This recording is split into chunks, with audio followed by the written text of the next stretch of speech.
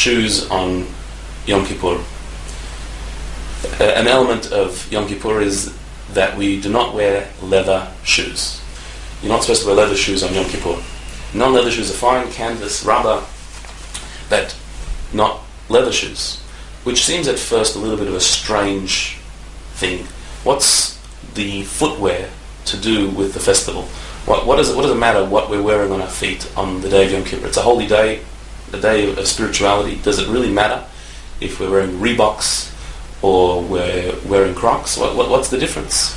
Is there something so important about the shoes that we wear? So there is. In fact, the shoes we wear are so essential, so central to Yom Kippur. In fact, not wearing leather shoes is what Yom Kippur is all about. That is, in fact, the definition of Yom Kippur. What do I mean? In Kabbalah, we're told that shoes represent the body, the physical body. That what the shoes are to the body is to the soul. See, the shoes just cover the bottom part of your body, like my shoes here. They cover the feet, the part of me that connects to the ground. The rest of my body is not affected, not touched, not contained by the shoes. It's only my feet, the bottom part of me, the very bottom of me. There's many parts, there's higher faculties of myself that exist beyond my shoes. My shoes just hold my feet.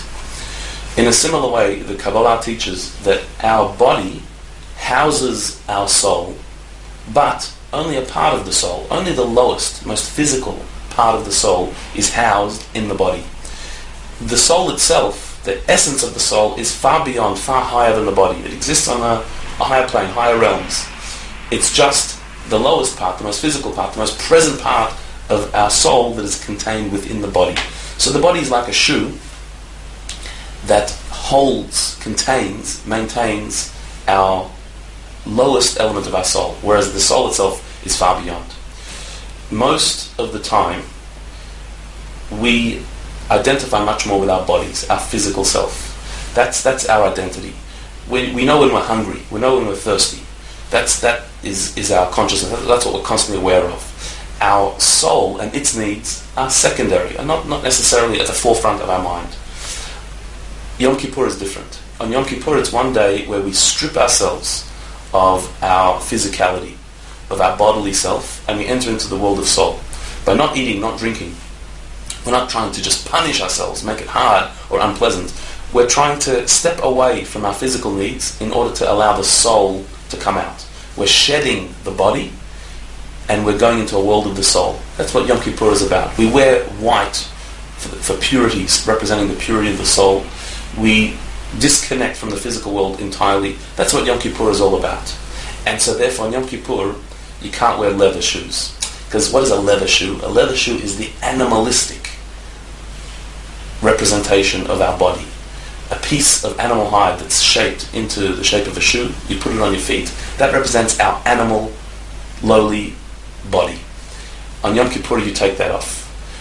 You can put on other shoes, and in fact evidence shows that throughout Jewish history people put on shoes on Yom Kippur, just not leather shoes.